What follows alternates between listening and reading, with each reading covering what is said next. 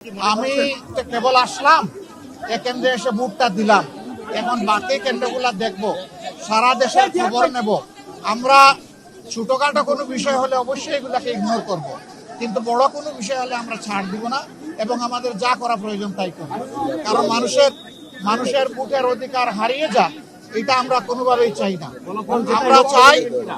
আমরা চাই সুষ্ঠু ভোটের মাধ্যমে রেজাল্ট যেটা হবে সেইটা, ভোট যখন সুষ্ঠু হবে, নিরপেক্ষ হবে, সেই রেজাল্ট আমরাও মানবো, অন্যদেরকে মানতে হবে।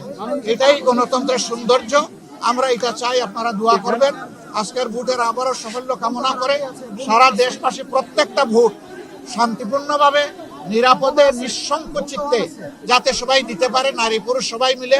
এই জন্য আমি সকলের প্রতি আহ্বান জানাচ্ছি, সবাই আসুন, যার যার ঘর থেকে বেরিয়ে এসে নিজের অধিকার প্রয়োগ করুন এবং রাষ্ট্র গঠনের আপনি গর্বিত অংশীদার হন এবং আপনার দায়িত্বটা আপনি পালন করুন। আপনাদের মিডিয়া এক ধরনের নিউজ সবাই পরিবেশন করে না। মিডিয়ার মধ্যেও একই নিউজ ভিন্নভাবে পরিবেশন হচ্ছে।